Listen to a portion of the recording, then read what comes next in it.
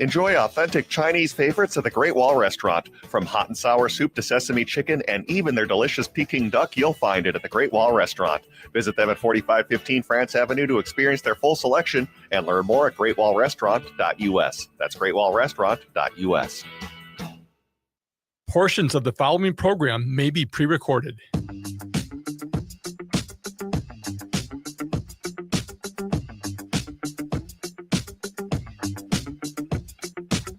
Broadcasting live on AM 950, the Progressive Voice of Minnesota, in the evenings on WCPT 820, Chicago's Progressive Talk, and of course in the nighttime hours and sometimes at 5 in the afternoon on 1150 AM KKNW in Seattle. It is the Matt McNeil Show for your Wednesday. Jeff Stein coming in here in just a little bit. We're keeping an eye out as on the NVIDIA numbers, because that's actually a lot of people. Yeah, we'll have to see. We're keeping an eye on the markets a little bit here. Patrick is with me today. How are you today, Patrick? I'm doing okay. How are you today? I'm doing just fine. I want to actually start off with a little bit of a private a story here, because I to get into my first talking point, and that is that I want to talk a little bit about expectations and reality and accepting reality and your role in that job to do that. And you'll see where I'm coming back in this, but this is actually, it comes to a personal story. So my father passed away in 2019. He actually had a stroke in October of 2018. And basically what ended up happening was that he had minor stroke and, is somewhat recovered, and then had, it sounds like, a few other strokes around Thanksgiving of 2018. And yeah, but by the time we got to the holidays, towards Christmas, he basically was in a care facility because he was deteriorating. And what had happened, it was a stroke, and strokes can, affect you in a lot of different ways. But I was sitting here in Minneapolis, St. Paul, and my dad was down in Beaufort, South Carolina. They had moved down there a few years ago when the winters became a little too tough for him to deal with anymore.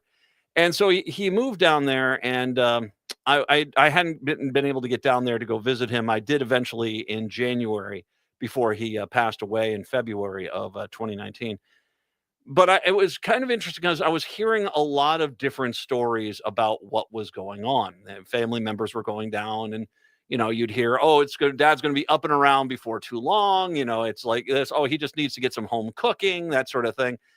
And okay, I'm what I would call a practical optimist. I think that would be the best way to describe me. Is I'm a practical optimist. I would love to believe in stuff. I also know that you don't get rid of the side effects of a stroke with a little home cooking. I know that. And it was a concern to me that I was hearing that there was, he wasn't really showing a lot of signs of, his mental cognitive basis was there, but his physical basis was just not. So I went down, and after hearing all these things, and this is not a criticism of anyone in my family, because what happens is you latch onto hope. You latch onto the idea that something is going to, it's going to get better. It's going to improve. You latch onto that.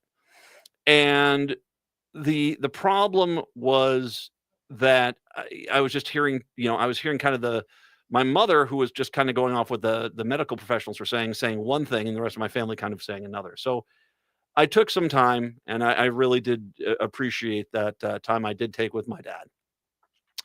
And I got a chance to talk to some of the medical professionals. I will say this, there were some signs when I got there, especially from the care people at the senior center, the care facility that I was at, that, yeah, this was not going to be something that he was going to be coming back from.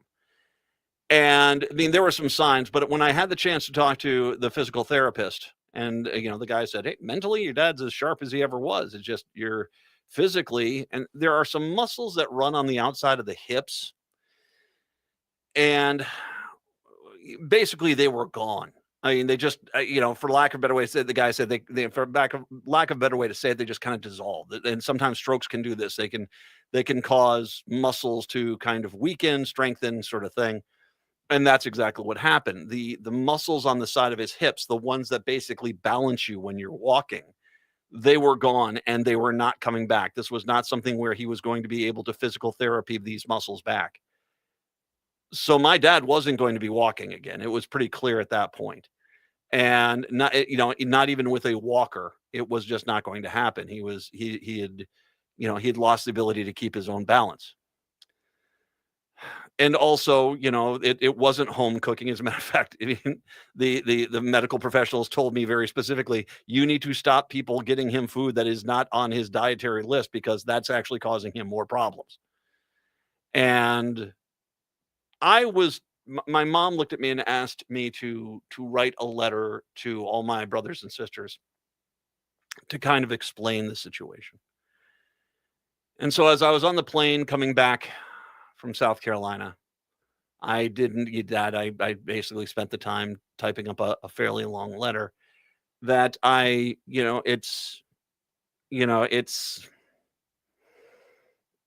it was a hard letter to write. It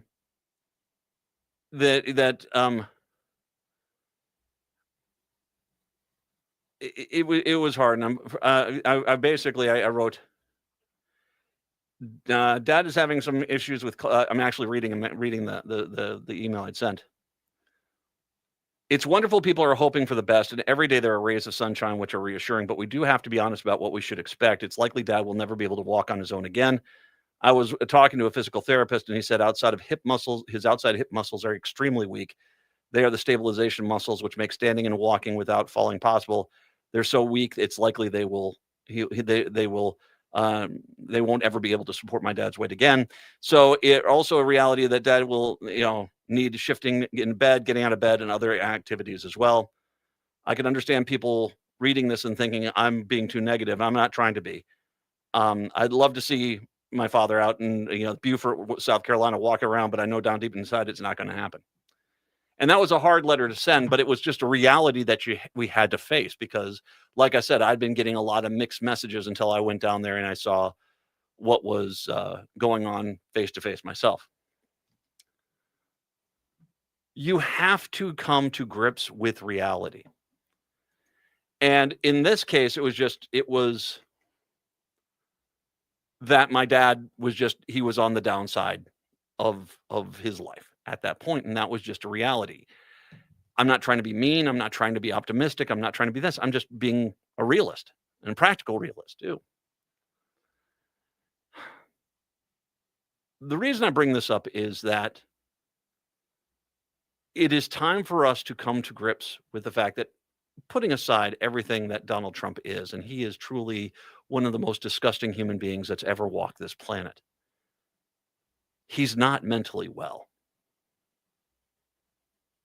Donald Trump. Now, the people around him in the White House clearly know he is not mentally well. They clearly know that he is mentally compromised at a pretty extreme level. They know this. Yet, because they're so determined to grab onto power, they don't care if he does become an elderly man in a vegetative state. They'll wheel him out and weekend for Bernie's him with some strings and a rope to make it look like he's still alive, and then wheel him back to his bed so he can get another IV. I mean, there truly are some evil people within that White House. But there is a realization that particularly Republicans in the House and the Senate need to come to grips with, and need to be leading the charges. He is not mentally well. Today, he delivered a rambling speech at the U.S. Saudi Investment Forum at the Kennedy Center, which he blasted his political opponents, windmills, and eggs. This is a U.S. Saudi Investment Forum. He attacked Democrats, windmills, and eggs. He suggested that his daughter Tiffany Trump's graduation was canceled not because of COVID, but because her last name during her remarks on Wednesday, and later professed to be all for climate change. But I say if her name were something else, they probably wouldn't have canceled the graduation. They didn't like the fact that she did so well in school, he said. No, it was called COVID. Now, that was one train wreck of an entire speech. And we all see it. We all do see it. Bulwark looked at the speech, and Aaron Rupar was, if you didn't see his coverage of the speech to the McDonald's franchisors. If you didn't see his speech, it was pretty bizarre. Here you go. But I want to thank, as you know, the famous Sundar and Sergey Brin. These are the two guys that own and run a place called Google. They called me the following day that after I did the McDonald's skit, because it wasn't a commercial, you got it for nothing. It was a skit, and they told me that and I don't know them. I just said, who are they? They own Google. And I said, that's pretty good. That's not bad. And that it received more of the hits than anything else in the history of Google, and that records. It still stands. And as Bulwark points out, did Sundar and Sergey call Donald Trump on October 21st, 2024? Did they tell him that just 24 hours he'd gotten more hits than anything else in the history of Google? More than COVID, more than January 6th, more than Taylor Swift, more than anything else? What was the hit on Google? But it was very clear he didn't understand that, by the way, and it doesn't sound like the two of them were there. They weren't there. There is no evidence that they were there in any capacity. And Trump was talking to the front of the room like they were sitting there getting his praise. His mind is gone. I mean, he really is mentally compromised. We can also throw in stuff like the piggy, the piggy comment that he said that on the airplane towards a journalist who was asking him a question. There's going to come a point in history where all of his enablers are going to have to answer the question, because you're not spending the billions of dollars to try to prop this guy up and make him look somewhat presidential. And when that money goes away, and we all see the truth that Donald Trump was a deteriorating mind on top of cankles, and that he was seriously mentally compromised. You're going to have to answer, how did you see all of this and not do anything to try to say, oh my God, this guy is clearly not capable of being the president of the United States? If Joe Biden had one bad debate performance and the news media in this country ran him out of the presidential race, Donald Trump every single day has a vomited up word salad that makes no sense whatsoever at all in any capacity. And the Republican Party, the news media, everyone just kind of shrugs their shoulders. And there's going to be a reckoning at some point here where they're going to have to explain how in the world they allowed this to go as far as it has. It is the Matt McNeil Show. You're struggling with your mortgage. You think about it all the time. What are we going to do if we lose the house? It's time to stop thinking and start dialing. Call 1-888-995-HOPE for a free government program that offers expert one-on-one advice about your mortgage options. We've helped over 1 million homeowners, and we want to help you. Call 1-888-995-HOPE or visit makinghomeaffordable.gov. Brought to you by the U.S. Treasury, HUD, and the Ad Council. Hi, this is Frank Brown of Minuteman Press Uptown with a question for our listeners. How important are business values to you? When you need high-quality digital print, it matters who you work with. You see, Minuteman Uptown is unique. We're one of the only union print shops in Minnesota providing our team with living wages and benefits. We believe in second chances for justice-impacted individuals who want to contribute to the community, and we are active in local issues. We've been in the streets standing up for racial, social, and economic justice. At Minuteman Uptown, our mission is to connect all communities through technology-driven print solutions. An example of that mission is when I moved Minuteman Uptown to North Minneapolis. We're invested in this local community, and we help small businesses and local organizations throughout the Twin Cities reach their audiences. Reach out to Minuteman Uptown and partner with a printer that shares your values. Call us today at 612-870-0777 or visit us at mpuptown.com. That's mpuptown.com. Hey,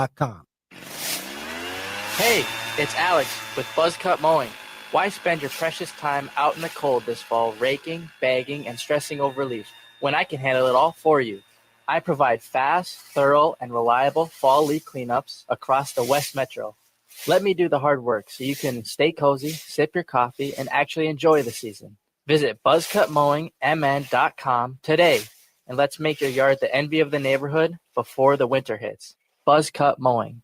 Why must the world be so cold? They've gone against what was told.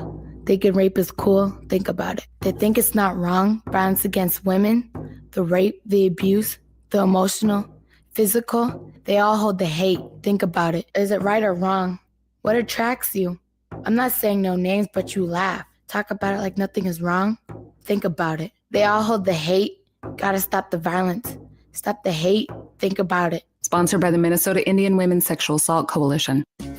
The independently owned Next Chapter Booksellers is the perfect destination for your next book. The friendly staff at Next Chapter Booksellers are great at making recommendations no matter your age or taste. Plus, they have frequent events including book readings and meet and greets with authors. And they sell more than just books. They have a wide variety of puzzles and games, too. So stop in and browse the store off Snelling and Grand in St. Paul. More at nextchapterbooksellers.com. Let's make tonight the weekend. I don't wanna wait. I don't wanna wait. I don't wanna wait. Got no reason not to. It is the Matt McNeil Show, and more than a few people have pointed out, apparently back in 2018, Trump's kids actually had to have a family meeting because they were concerned about their father's mental health. That was in 2018. As Bulwark pointed out, you look at Donald Trump today and compare him to a year ago. And a year ago, he was, dramatically worse than when he was in his first term. But you look at him today and it does not look, he is clearly not mentally well. And it's funny because we do have a process for doing this. And if you don't know the story of Woodrow Wilson in his second term had a major stroke and by all accounts was incapable of being the president of the United States. But there was no process in which to remove him. And so, and people, we talk about, the, first female president. Well, Woodrow Wilson's wife basically took a bill, went into his office, asked him what he wanted to do, but apparently he wasn't able to communicate and was in no condition to sign or authorize anything. And his wife came out and told him what he said. So, she was kind of making the decisions on a lot of that stuff towards the end of, in that situation.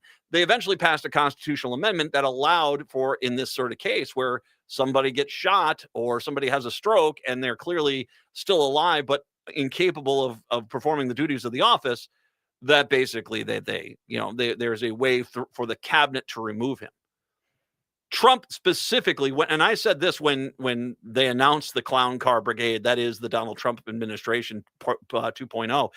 When they announced this, I said, there's no way in the world. He's bringing these people in because they are going to be blindly allegiant to him. And they would never, even if he was literally on an iron lung, unconscious, they would never remove him from office. And that's kind of where we're at now. But this is becoming painfully obvious, especially once again, a little more than a year ago. Republicans, Democrats, and the national news media watched Joe Biden have one bad debate performance, and they ran the man out of the presidential election because you can't have somebody who doesn't have good mental acumen in that position, which is once again unfreaking believable when you see where Trump is today. Far more discombobulated, far more incomprehensible than anything that Joe Biden was. And everyone's like, what you gonna do? It happens. Yeah. It's 952-946-6205, 952-946-6205. A lot of business news, and I want to get to this because once again, we are waiting to hear that Nvidia earnings are coming out, and they're reporting earnings Wednesday that top Wall Street expectations for sales and earnings They're saying that NVIDIA is expected about 65 billion in sales current quarter. They're saying it's higher than it was. What is remarkable is that doesn't seem to be corresponding with anything anyone was seeing. But once again, the bubble's going to bubble. And this could be a situation where they're looking at these numbers and saying, well, this is unattainable. That's quite literally where they could be. So we'll have to see how this goes. The AI market's going to collapse. I mean, I just want to let everyone know there's this novel concept anytime there's a bubble of, it will be a gentle, light readjustment. This is not going to be a gentle, light readjustment. AI has already gutted so many jobs from the workforce that you can't possibly feel there is no economic news which is positive.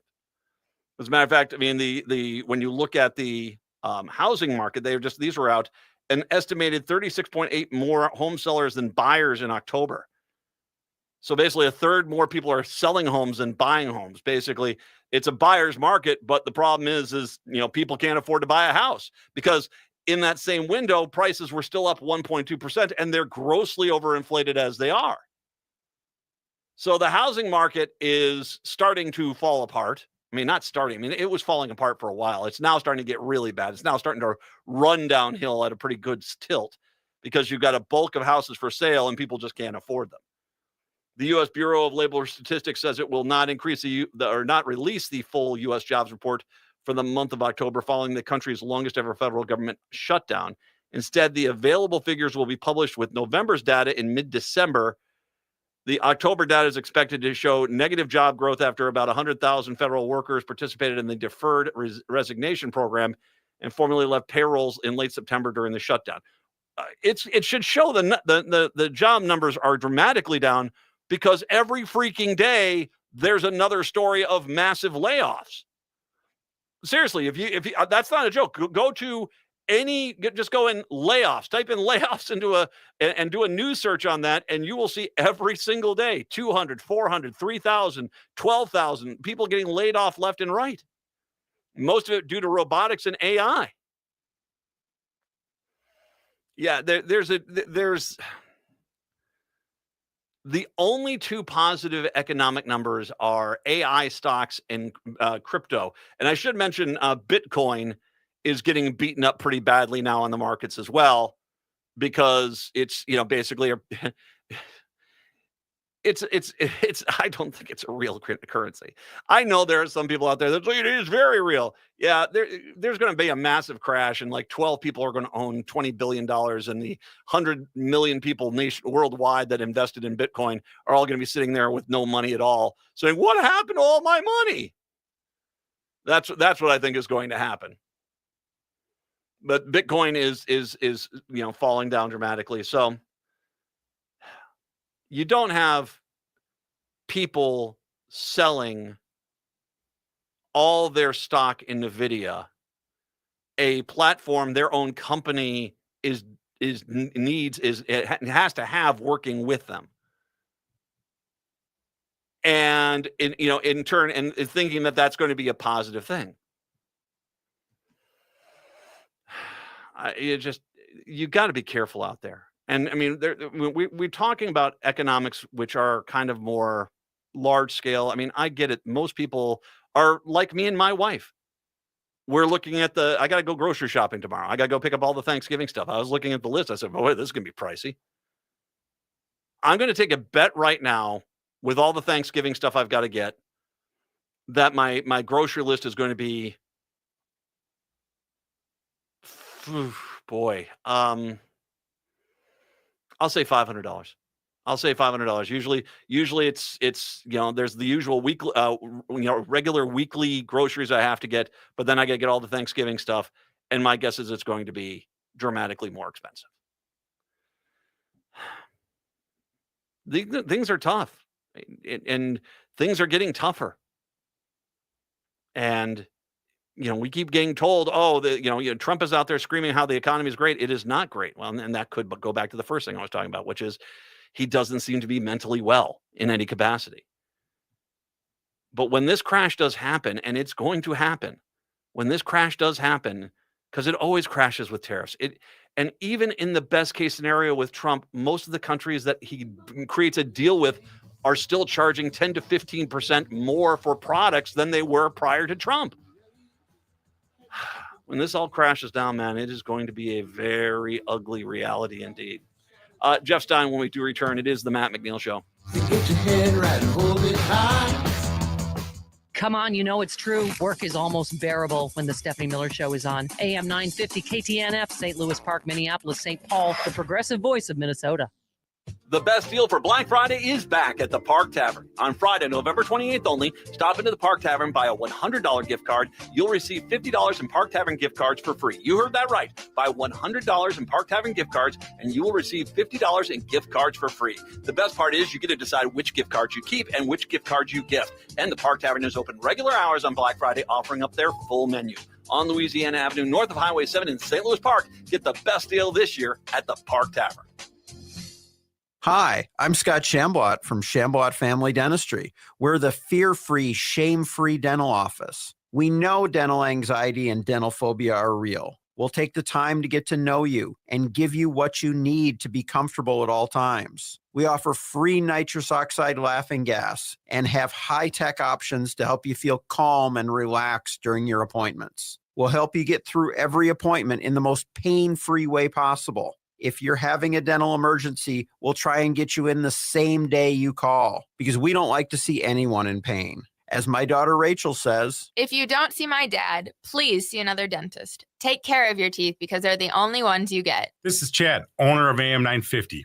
I've been going to Shambot Family Dentistry for years. They get me in last minute when I'm in pain and make regular checkups easy and comfortable. Shambot Family Dentistry in Hopkins and St. Paul. Find them online at shamblotfamilydentistry.com or call 1-800-FIX-MY-TEETH. Hi, this is Ryan, owner of Snap Construction. It's been great working with so many of the passionate AM 950 listeners over the years. We have realized how important AM 950 is to the community. I want to see AM 950 continue to grow and continue to thrive into the future. To help continue to grow, Snap Construction will be putting up proceeds to assist the station in marketing on social media. Snap Construction encourages you to do your part by liking and sharing the content on AM 950 social media platforms. This is Chad, owner of AM 950. Ryan has always told me the best time to get work done is during the colder months of the year because demand is much lower. He is backing that up again by offering 30% off labor on windows and siding from now until the end of December. Call Snap Construction now to get 30% off labor on windows and siding. As always, Snap Construction stands by their work with a lifetime craftsmanship warranty. Trust the company AM 950 trusts Snap Construction, arguably the most well-reviewed roofing, siding, and window contractor in the metro area. Get a free estimate by calling 612-333-SNAP or find them online at snapconstruction.com. Financing options available. With your AM 950 weather, I'm Brett Johnson. Look for cloudy skies today with a high near 44. Tonight, cloudy with a low around 38. And Thursday, partly sunny with a high near 50. Enjoy authentic Chinese favorites at the Great Wall Restaurant. From hot and sour soup to sesame chicken and even their delicious Peking duck, you'll find it at the Great Wall Restaurant. Visit them at 4515 France Avenue to experience their full selection and learn more at greatwallrestaurant.us. That's greatwallrestaurant.us. You're listening to AM 950, the progressive voice of Minnesota. Jeff.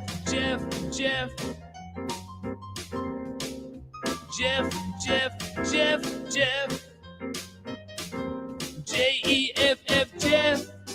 J-E-F-F, Jeff. J-E-F-F, Jeff.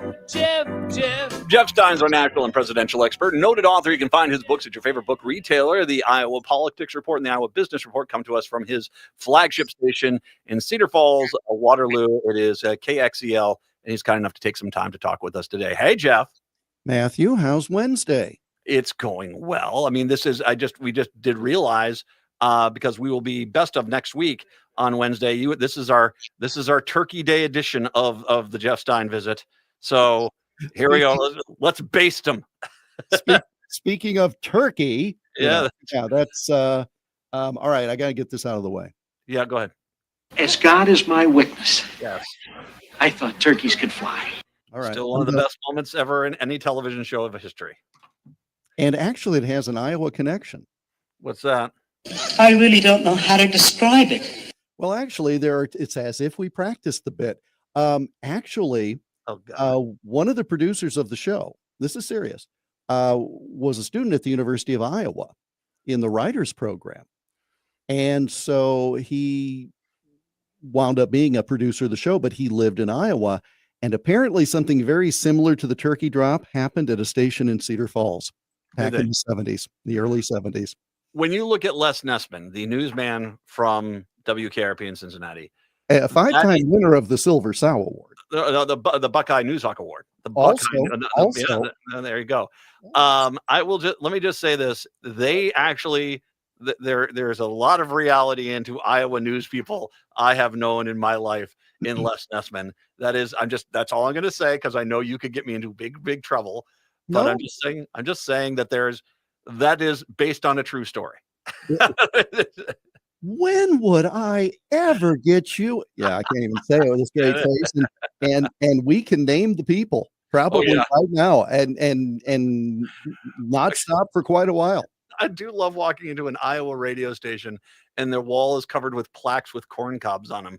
You know, it's like it's a microphone. No, it's a corn cob. What is that? Is that another corn cob award? I see. It's a microphone with leaves on the side. I'm not kidding. That's what it's a microphone with leaves on the side. And if you walk into this station, not a one of them. Zero. None. It's known as the Bubba Award. Thank you, ladies and gentlemen. I am here all week. There we go. But not all next week. Not at all. I know. I like my turkey. So, all right. Let's talk about that vote yesterday. Speaking of Trump, turkey. Yeah, speaking of turkeys. All right. So Trump on Sunday basically realizing that enough Republicans were going to defect, that this was coming out. And in a way to basically try to act like he still was in charge of this, ordered all the Republicans to vote along with it. All but Clay Higgins down in Louisiana did. And there was a unanimous vote in the Senate. Although one thing that was interesting is Speaker Johnson wanted the Senate to add in some caveats that it would allow Trump to hide certain elements of this. And the Senate was like, no one. I mean, once it got to the Senate was like, okay, we're done with dealing with you toddlers. We're passing this off, and it's gone. Unanimous consent. We're not even doing a vote. We just did it by unanimous consent, the Senate said.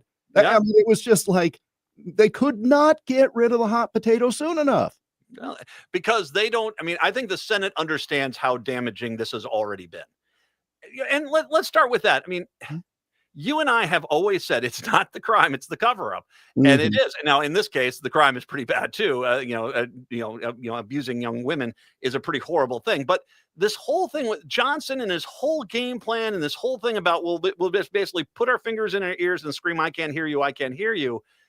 He ended up, I think, creating far more of visibility for this issue than it probably would have had. I think it would have probably gone away. It ebbed and flowed for years at this point. It probably would have gone away again, but because of Johnson and the way he reacted to it, and of course the White House as well, it never got off the front page again.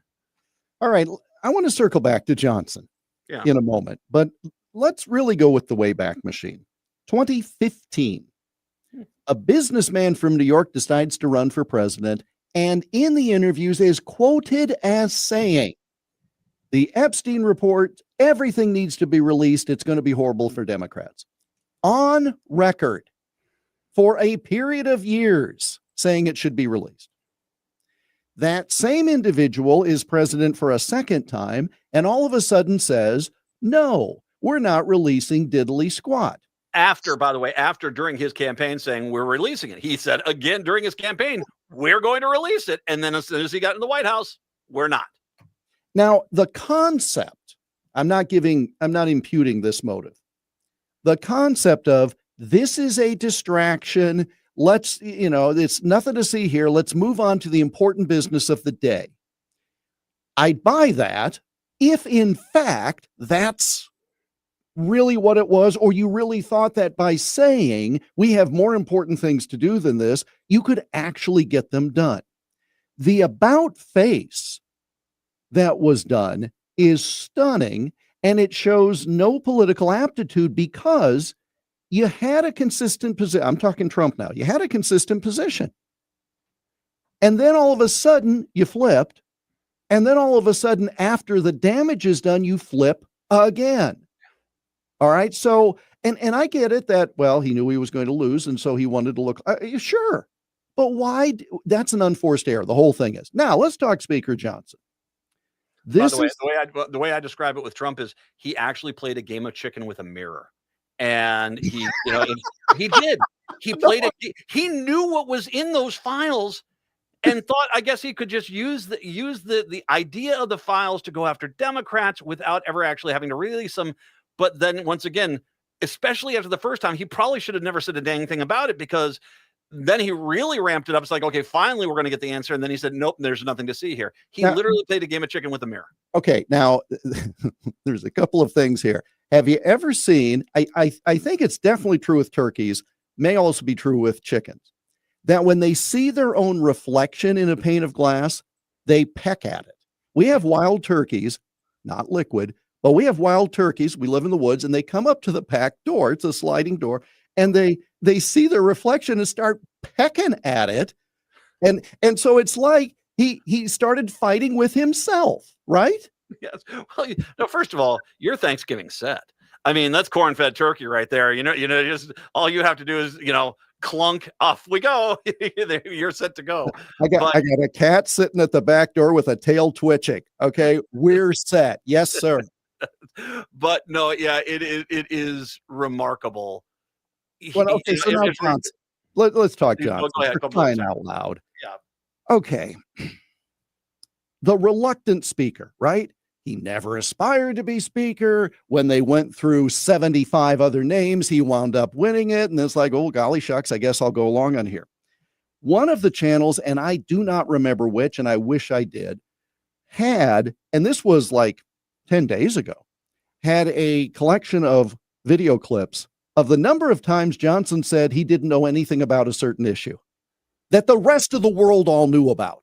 Yeah. It's either something in legislation, or it's a proposal, or it's a report. I don't know anything about. Okay. So let's just focus on the month of November, shall we? We got to get that clean CR passed. The Senate sneaks in this provision whereby members of Congress can sue if their phone records are seized without their permission. They sneak it in. The House passes it, then all of a sudden says, what? I didn't know that was in there. By gosh, we're going to pass legislation to take that out. Well, they didn't tell us at the Senate that this was in here. Those dirty dogs not playing fair. Okay, so much for we're reading the bills, because they obviously didn't. So put that aside. Now you've got Johnson. After this massive vote, one person against, and I think 5 abstained. Maybe 3 Republicans, 2 Democrats abstained. And now Johnson is mad publicly because the Senate passed it without the amendments you just said. Mm-hmm. He's like, well, I can't believe the Senate just passed it. I'm very upset with them. Look, Skippy, you're the Speaker of the freaking House. If there was something you wanted in the legislation, amend it. Don't have the Senate be your henchman. Oh, and the Senate's not going to do that anyway. Especially after last week, or whenever it was now, when they look in here and say, what? They put in you could sue for millions of dollars? We didn't know that was in here. I mean, they just showed you who they are. And so the Senate doesn't want any part of this freak show. So it's like, fine, unanimous consent, move along. Let's go.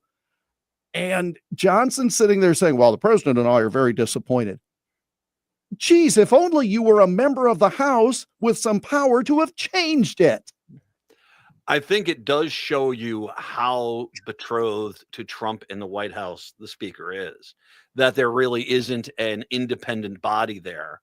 Yes, but he said Trump was upset because Johnson and Trump wanted something changed. Okay, fine. Then change it.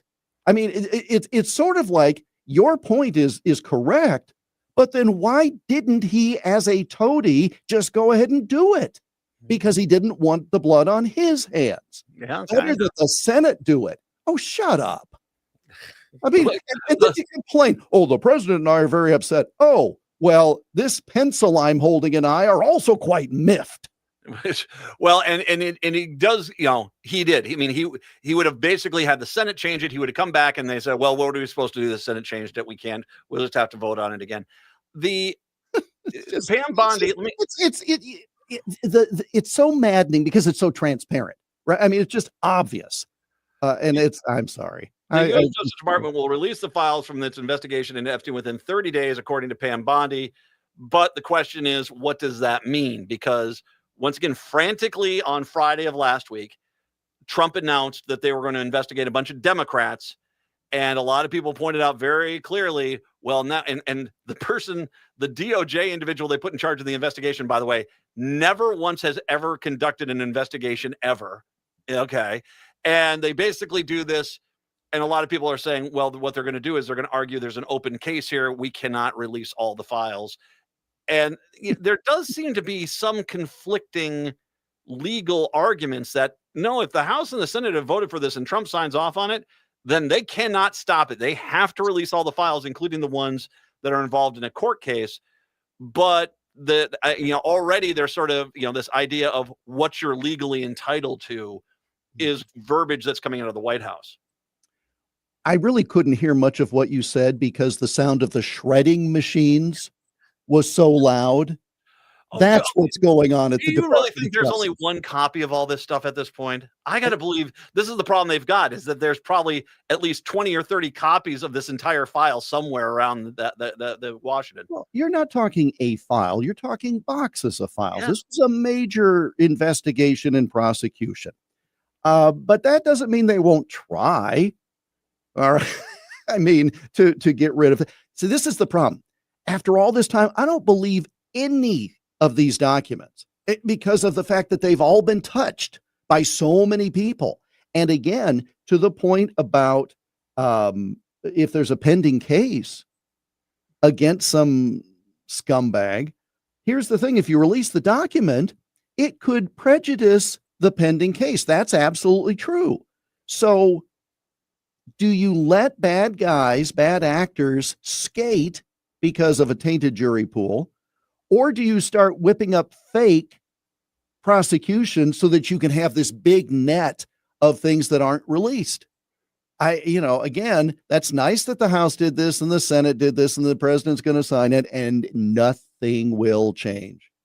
I will say this. I understand what your argument is, but the truth is that the White House is terrified of this thing for a reason. Now, Florida has copies of it because that's where the original prosecution was going on. So they got some because she was the one involved. I mean, she was involved there.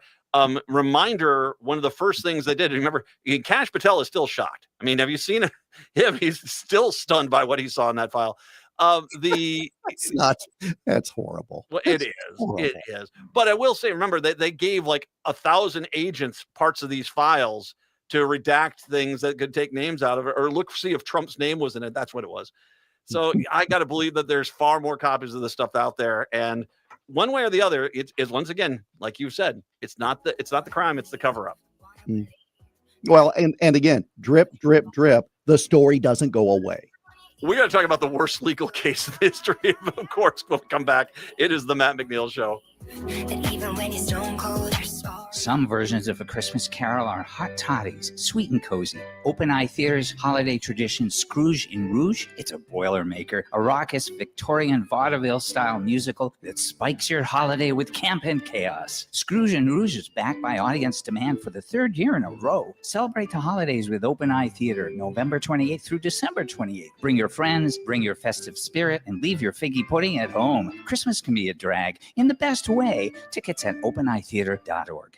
Across this country, LGBTQ rights are under threat.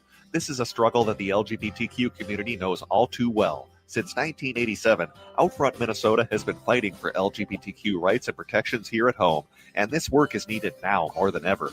Hard-fought wins here in the state of Minnesota are at risk, from the ban on the harmful practice of conversion therapy that passed in 2023 to transgender protection secured in our State Human Rights Act in 1993, and even national recognition of our same-sex marriage protections that we secured in 2013 are at risk. Outfront Minnesota has helped Minnesota become a national leader in LGBTQ rights, and they will hold the line to make sure we don't lose what we've gained. But they need you. Now is the time to step up and support Outfront Minnesota and LGBTQ rights here in our state. Outfront Minnesota needs your financial support today to strengthen LGBTQ protections at home, at school, and at the state capitol. Learn more and make your gift at outfront.org/give. That's outfront.org/give. This season, bring the whole family to see Irving Berlin's White Christmas. This smash hit musical based on the classic film returns by popular demand to delight you at Chanhassen dinner theaters. With loads of laughter and a stunning showcase of Irving Berlin songs, White Christmas is a celebration of the romance, friendship, and magic of the holidays. Make your plans today to see White Christmas. Visit chanhassendt.com. Hi, this is Ryan, owner of Snap Construction. It's been great working with so many of the passionate AM 950 listeners over the years. We have realized how important AM 950 is to the community. I want to see AM 950 continue to grow and continue to thrive into the future. To help continue to grow, Snap Construction will be putting up proceeds to assist the station in marketing on social media. Snap Construction encourages you to do your part by liking and sharing the content on AM 950 social media platforms. This is Chad, owner of AM 950. Ryan has always told me the best time to get work done is during the colder months of the year because demand is much lower. He is backing that up again by offering 30% off labor on windows and siding from now until the end of December. Call Snap Construction now to get 30% off labor on windows and siding. As always, Snap Construction stands by their work with a lifetime craftsmanship warranty. Trust the company AM 950. Trust Snap Construction, arguably the most well-reviewed roofing, siding, and window contractor in the metro area. Get a free estimate by calling 612-333-SNAP or find them online at snapconstruction.com. Financing options available.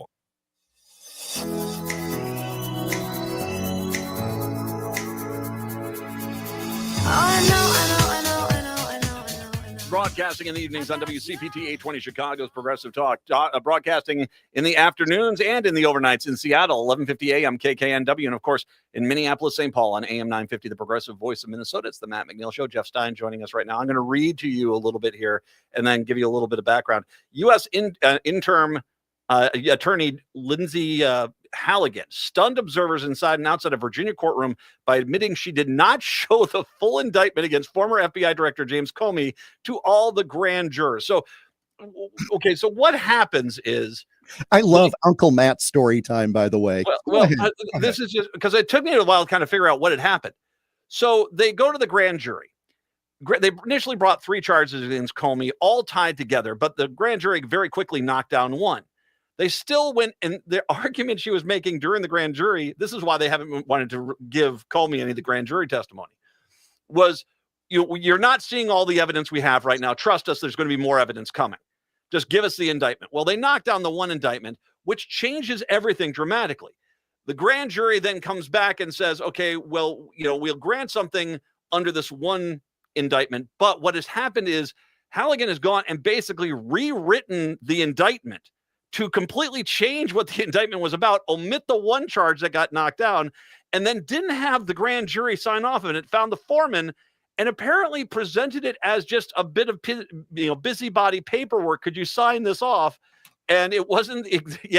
This is going. I've watched enough Law and Order, for goodness sake. I know this. There's not a chance in hell this case is going to go forward at this point because the entire basis of it is so fraudulent. It's not even funny.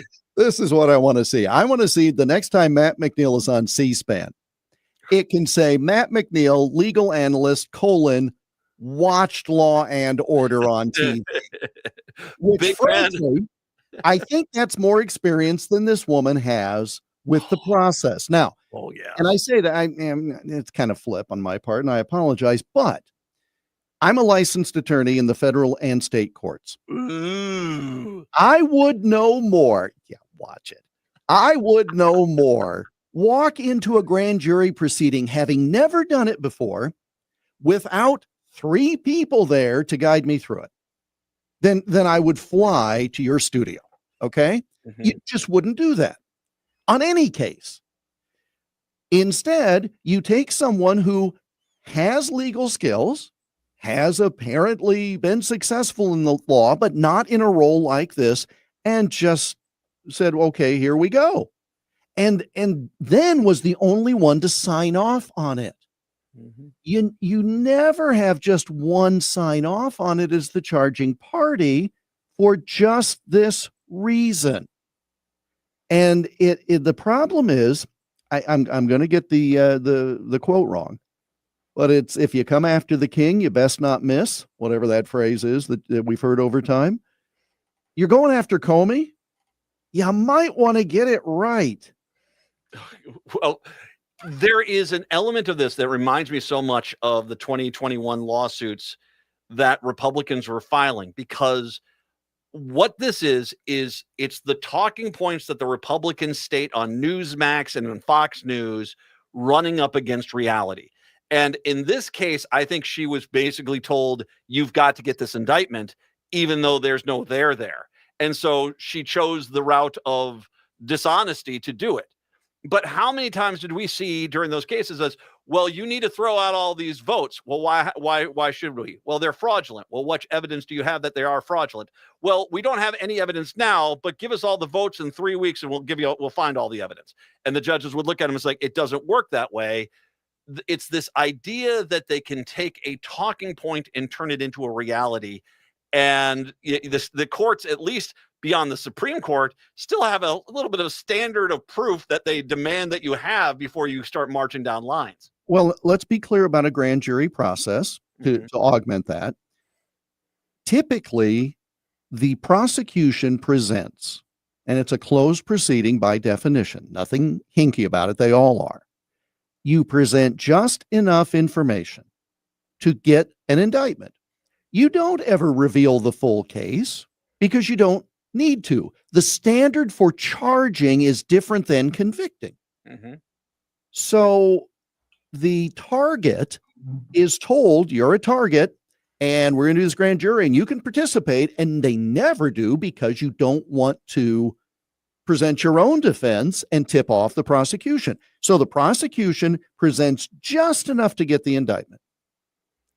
If they can't even get an indictment, which again is no guarantee of conviction, just enough to charge, that suggests weakness.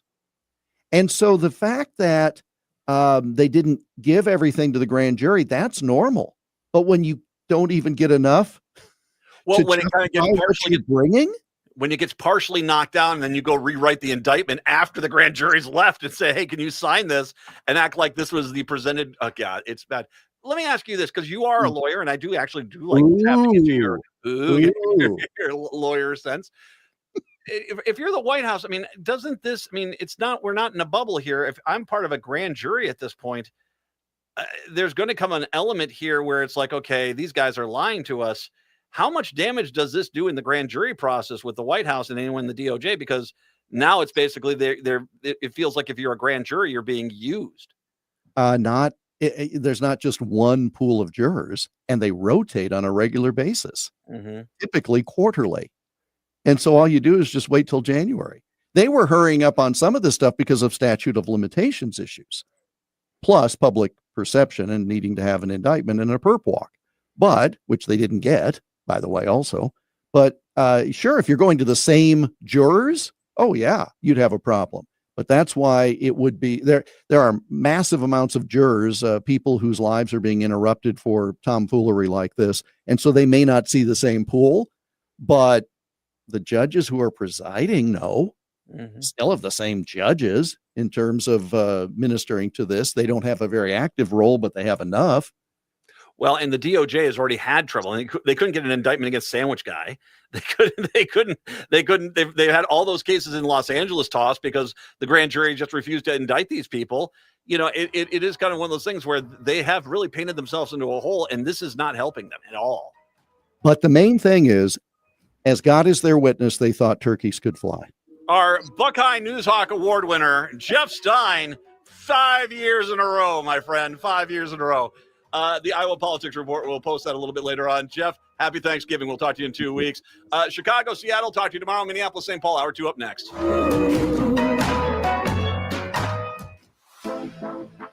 Here at AM 950, we're facing a critical moment. In today's political climate, the very idea of independent progressive media is under constant pressure. It's never been more challenging for stations like ours to survive, especially under the current administration.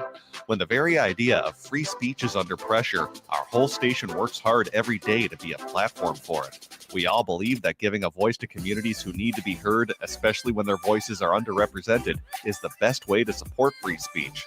This kind of programming is a daily challenge to produce, and we simply can't do it alone. Your support is what makes it possible for Minnesota's only progressive voice to stay on the airwaves day in and day out. Please go to am950radio.com and make a contribution today.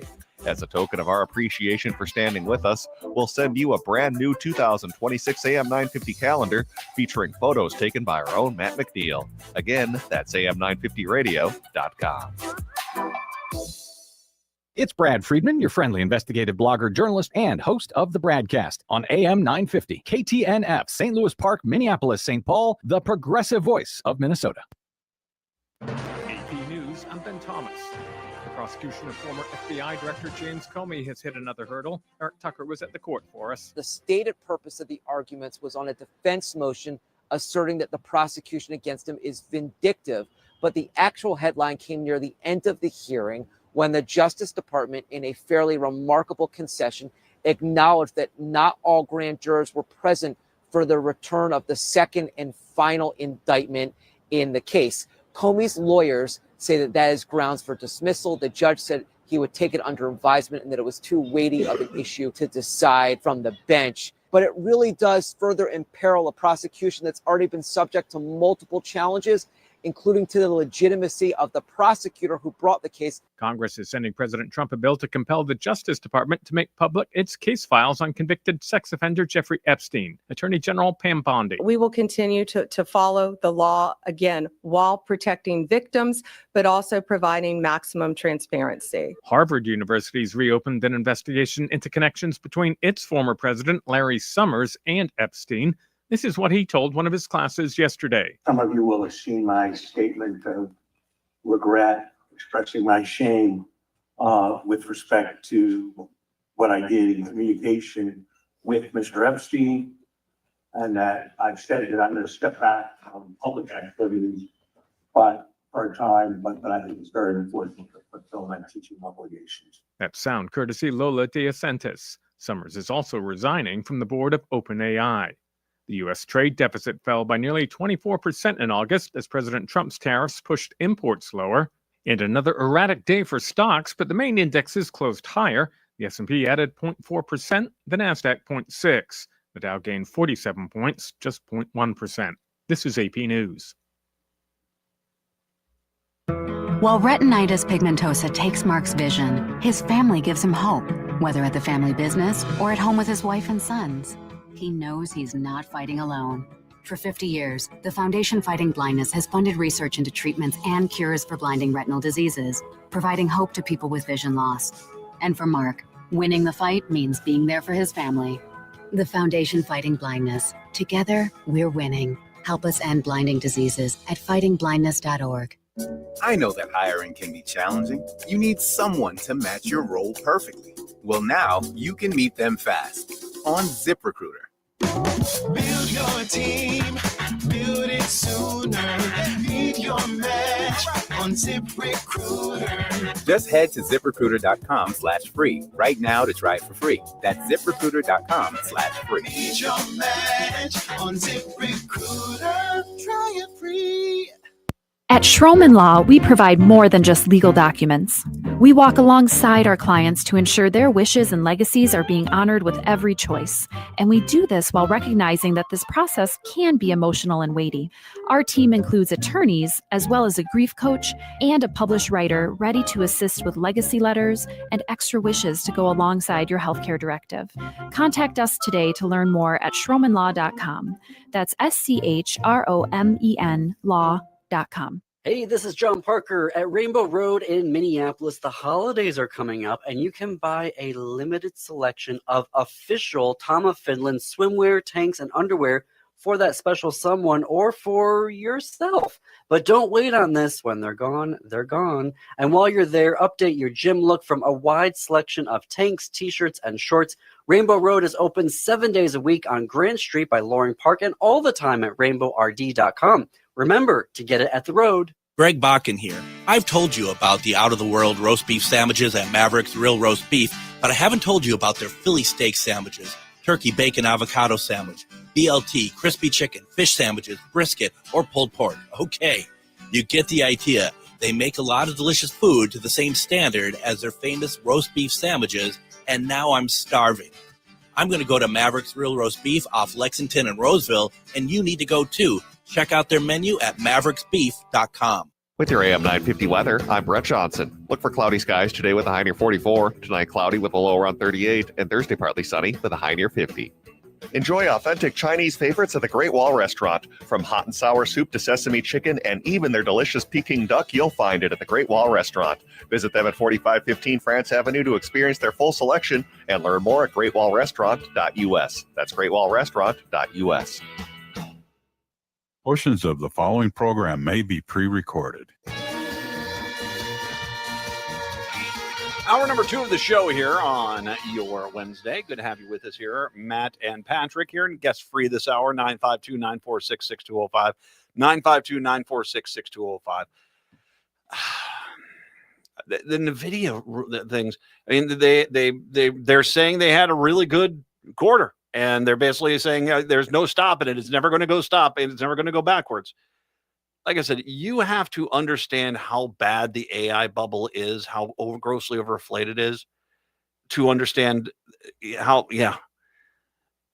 it almost to a point is this could be actually a worst case scenario, because if this makes the bubble even bigger, it's even going to be a worse fall when it does fall. So,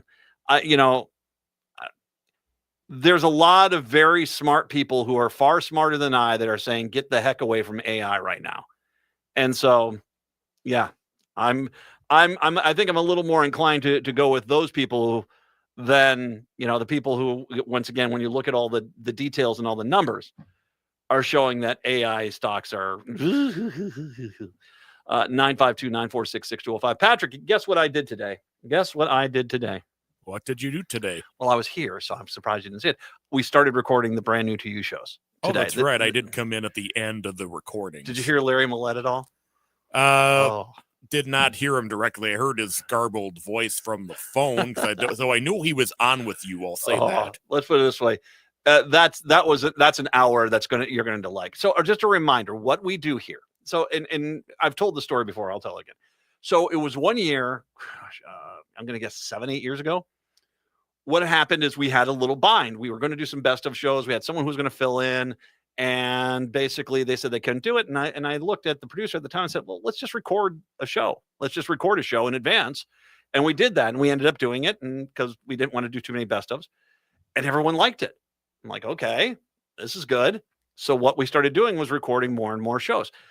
I think we're going to have 6 brand new shows finally when we get this all done, and they'll be finally recorded. I can tell you Larry Millette's going to be in there. You got Cliff Schechter is going to be joining us. Paul Metzen will be joining us for one of them. I've got invites out to various people. Paul Nyland's coming back from Ukraine. He'd had a health issue, and he's actually going to be kind enough to join us and do an hour with us at some point in the next few weeks. So we're going to have that in there.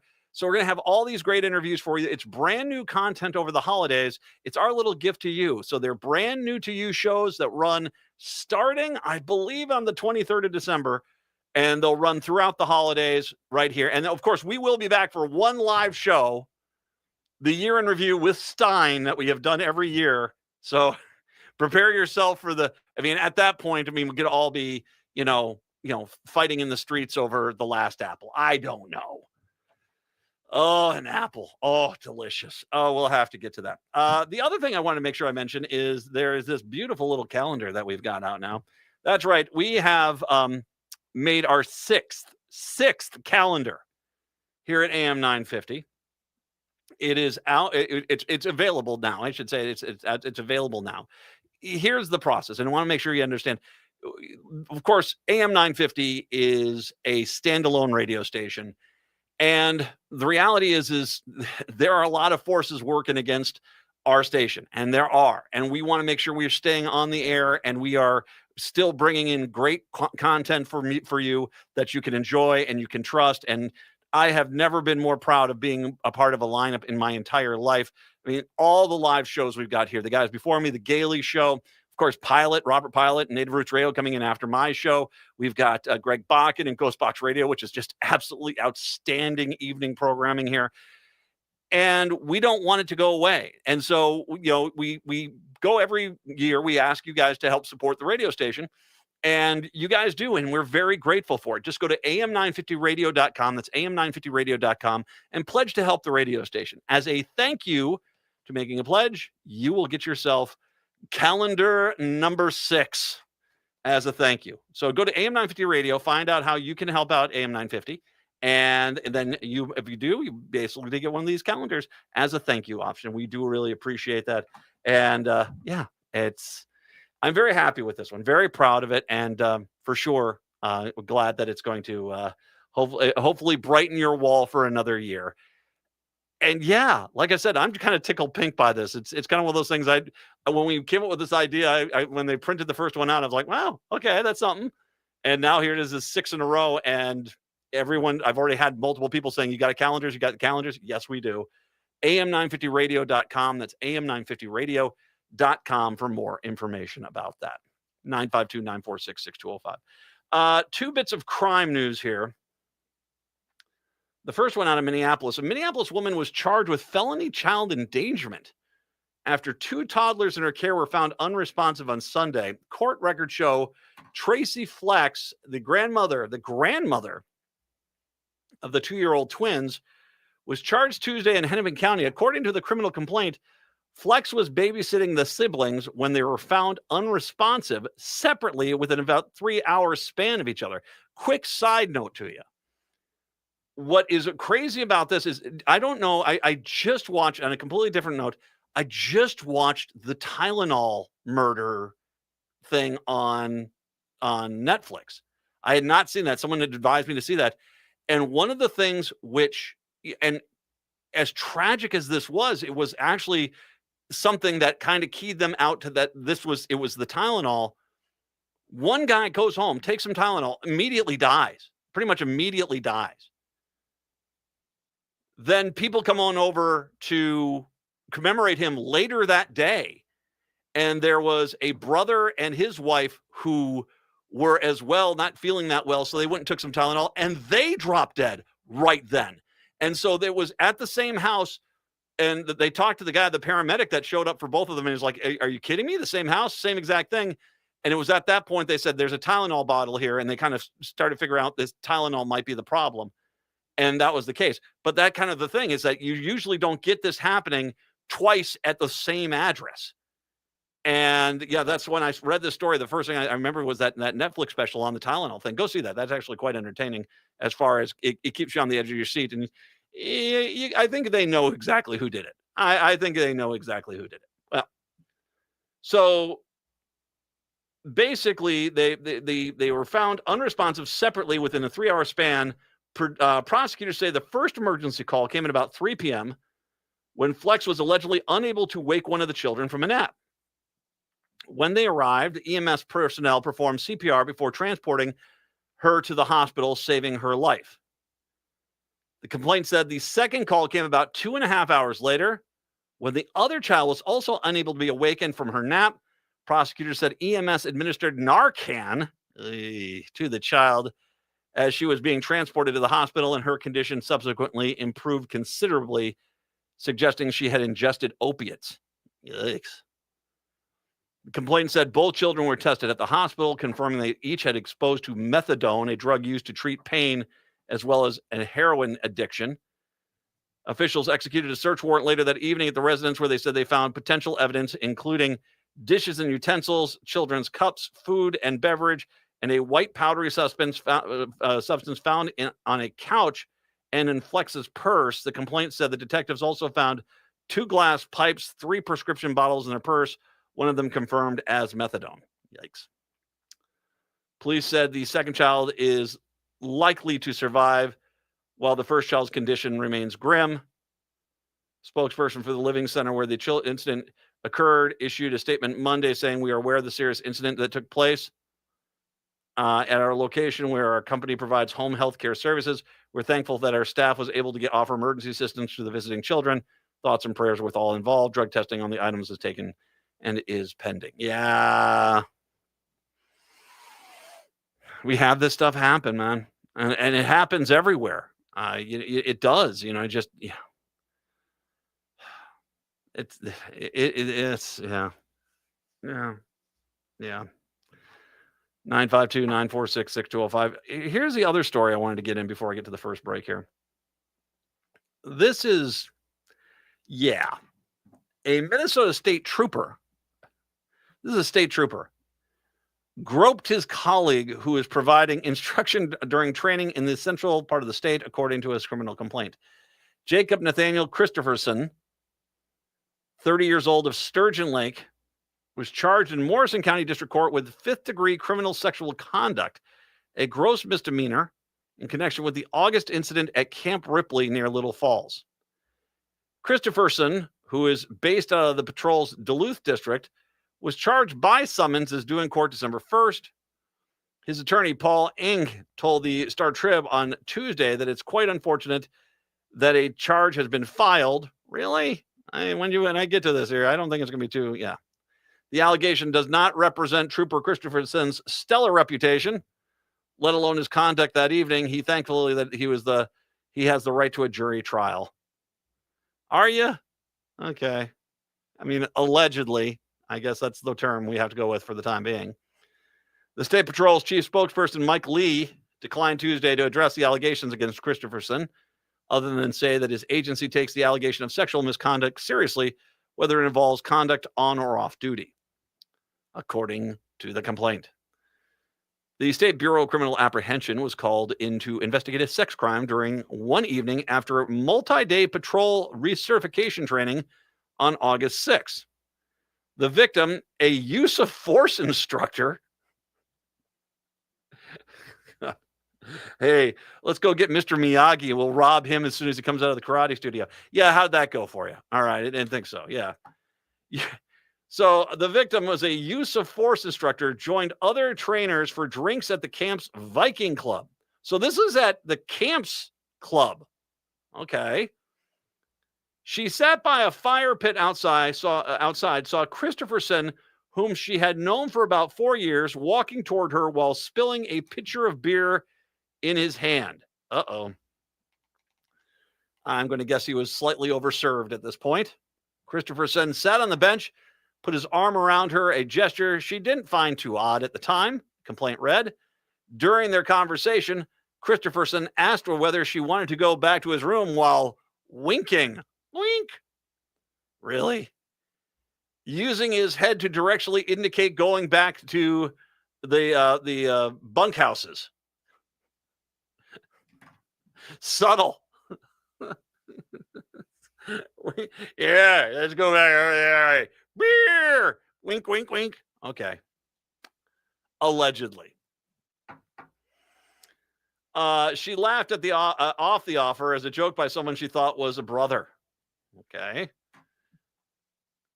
While Christopherson had his right arm around her, he squeezed one of her breasts over her clothing. Another trooper saw what happened and got Christopherson off the bench. Christopherson then also touched the woman's buttocks. All right. Christopher went back into the Viking Club and came out again with another pitcher of beer. Did he drink the first one in this short period of time? Dear Lord. Who is serving in the Viking Club? My God.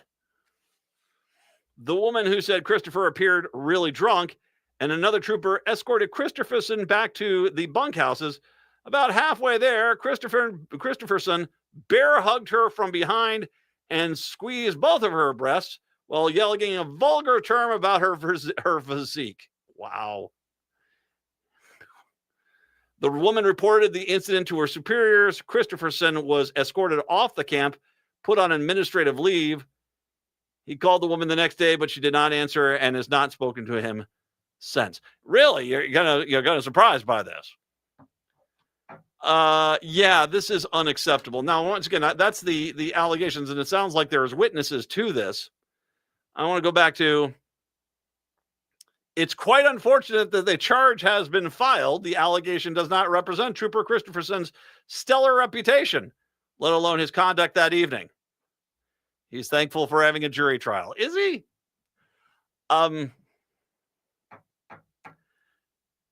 Quick little side note, if I may. I stopped drinking a few years back, and it has actually been one of the better decisions I've ever made in my life because most of the bad things that happen in anyone's life generally are involved with beer or alcohol and drugs. And and maybe not marijuana, dope as much. I mean, although there are some problems there, and I know some people will disagree with me, but the harder drugs, alcohol, beer, it kind of shows everyone who you really are. And that's the truth. When you basically don't have the restrictions that prevent you from showing everyone who your real id is, it generally doesn't end up being too good. Now, once again, allegedly, I am saying allegedly, but by the sounds of it, there's more than enough corroborating witnesses here to, say that this, okie dokie. Enjoy the jury trial. Good luck with all that. 952-946-6205, 952-946-6205. We'll take a break. Come on back. It is the Matt McNeil Show here on your Wednesday. In today's uncertain times, Woodland Stoves and Fireplaces believes that a fire can add comfort and security to your life. At Woodland, our mission is to connect you to a place for fire that works. Woodland Stoves and Fireplaces installed our wood stove years ago, and we still love it. Watching the fire, feeling the heat is a joy we experience every day, and knowing we have a reliable heat source makes us feel snug and safe. There are many choices in wood, gas, or electric. For diversity and styles, at Woodland Stoves and Fireplaces, we display over 180 models, and 35 of these are burning displays. You can experience the glow and warmth of a live fire. Whether wood, gas, or electric, find a fire that warms your heart, a fire that adds comfort and security to your life. See the many choices at Woodland Stoves and Fireplaces, located on the corner of East Franklin and Riverside Avenue in Minneapolis, and online at woodlandstoves.com. Woodland Stoves and Fireplaces since 1977. For over 48 years, our slogan has been, out of the ordinary products and services. Our mission is to get you a fireplace that works in your life. Across this country, LGBTQ rights are under threat. This is a struggle that the LGBTQ community knows all too well. Since 1987, Outfront Minnesota has been fighting for LGBTQ rights and protections here at home, and this work is needed now more than ever. Hard-fought wins here in the state of Minnesota are at risk, from the ban on the harmful practice of conversion therapy that passed in 2023 to transgender protection secured in our State Human Rights Act in 1993, and even national recognition of our same-sex marriage protections that we secured in 2013 are at risk. Outfront Minnesota has helped Minnesota become a national leader in LGBTQ rights, and they will hold the line to make sure we don't lose what we've gained. But they need you. Now is the time to step up and support Outfront Minnesota and LGBTQ rights here in our state. Outfront Minnesota needs your financial support today to strengthen LGBTQ protections at home, at school, and at the state capitol. Learn more and make your gift at outfront.org/give. That's outfront.org/give. This holiday season, give gifts that matter and celebrate Native American Heritage Month. You can do just that at CauseCart, the online marketplace where every purchase makes a difference. CauseCart is proud to feature an incredible collection from Native American artists and makers. You can find unique, handcrafted jewelry, stunning art, and beautiful clothing. These items make wonderful, meaningful gifts for anyone on your list. You'll be gifting a one-of-a-kind, handcrafted item that carries a powerful story of heritage and creativity. Instead of funding a giant corporation, your purchase supports local businesses and empowers their communities. Also, check out the Native Roots radio store right on the CauseCart site. Just visit cause-cart.com and type Native Roots Radio into the search bar to see the full assortment. This holiday season, make your spending a force for good. Support Native artists and shop with purpose. Visit cause-cart.com. That's cause-cart.com.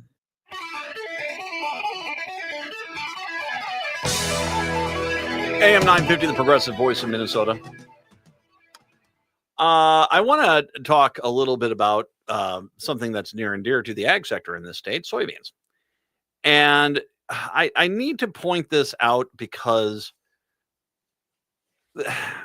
so yesterday after the show, I took some time to start looking into a little bit more about what exactly is going on with the soybean markets, because there was that meeting in South Korea and Trump comes out and says, they're going to buy a bazillion, gazillion tons of soybeans. We're going to be completely out of soybeans. They're taking them all. But China immediately was like, well, we're negotiating what we're going to take. We haven't agreed to anything yet. Then about a week later, they're saying, oh, you're going to take 12 million tons this year and 25 million tons next year. All right. And that 25 would be kind of right where the average is. They just go back up to their amount of import, which was already a bit of a red flag for me because China has already signed deals with Argentina and Brazil to supply a ton of their soybeans that you're not going to stay at the same U.S. levels. They've already kind of dictated that. They've already said that they're not going to go back to the 25 to 30 million tons that they were taking in any given year, which is a big problem. So, and there was, of course, then the U.S. was like, well, our premium soybean product. I mean, well, you're selling it like that, but that's an ad campaign. They're feeling they can get a quality product from Brazil, and they're getting it from them. And it should be noted right now, Brazil is in their growing season right now. It is basically May down there, and it's a lot hotter than it is up here. So I guarantee you it's they're starting to grow their crops. So they then came on out and they said, well, they might not get 12 million because once again, this is 12 million metric tons is going to be by the end of this year. And some people started making note of the problem is that if you want to do this, if you want to get that many soybeans overseas before the end of the year, there's just not enough ships to do that at this point. But once again, the U.S. keeps saying that there's definitive numbers, and there's just not definitive numbers. There just is not. The USDA reportedly released released after the government reopened showed only 2 Chinese purchases of American soybeans since the summit with South Korea that totaled a total of 332,000 metric tons.